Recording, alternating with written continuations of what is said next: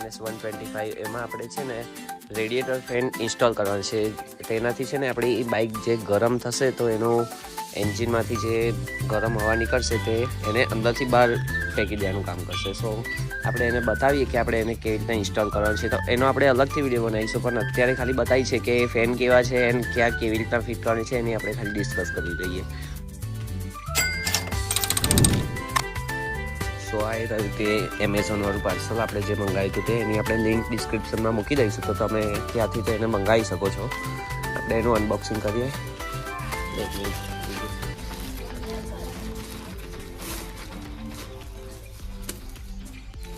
એની સાથે આટલા સ્ક્રૂ આવે છે, ખબર નહીં હવે શું કામમાં લાગશે, દેખી લઈશું આગળ આપણે કઈ જરૂર લાગે તો એમાં આપણે મૂકી દઈશું.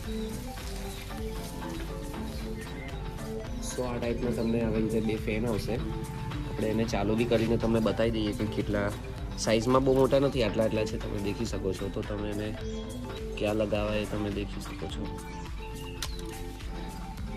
એની સાથે આ નાની આટલા અહીંયા આગળ આવી રીતે આગળથી આવે છે આમ આની પિન, પ્લગ એન્ડ પિનવાળું, પણ આપણે એને કટ કરીને કાઢી નાખ્યું છે. એને એટલા માટે કે આપણે ડાયરેક્ટ એને જોઈન કરવાના છે વાયરિંગ કરીને, તો એટલા માટે આપણે કાઢી નાખ્યા છે. તો આપણે બતાવીએ કે કેવી રીતના એને ચાલુ, એનો વોઇસ કેટલો છે, એનો અવાજ કેટલો આવે છે, એ બધું આપણે બતાવીએ. આપણે પહેલેથી આને આવી રીતે સીટ બીટ બધું ખોલીને રાખી દો, તો તમને ખાલી બતાવવા માટે આવી રીતે બનાવી છે વિડીયો. મારા પછી કે બે ભેગા જ કરી નહીં મેં ભેગા કરી દો.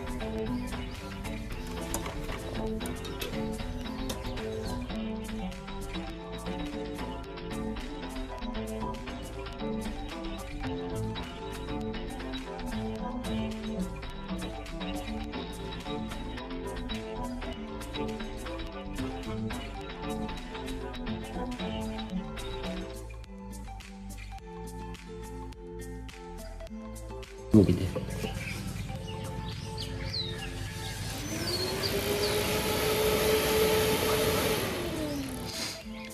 સો તમે દેખી શકો છો કે આની આટલી રેન્જ છે, સ્પીડ બહુ ફાસ્ટ ફરે છે. તમને એવું લાગતું હશે વિડીયોમાં એનો અવાજ મેજર આપણે નહીં કરી શકીએ, પણ રિયલમાં તો એનો બહુ વોઇસ છે, વોઇસ બી છે ને એનું આપણે એન્જિનમાંથી જે ગરમ હવા નીકળશે ને ક્લિયરલી એને બહાર બી કાઢશે.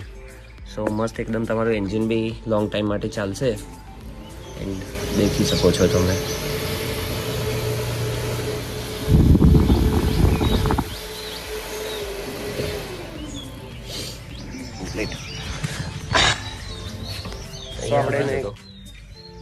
હમણાં ફરે પંખા.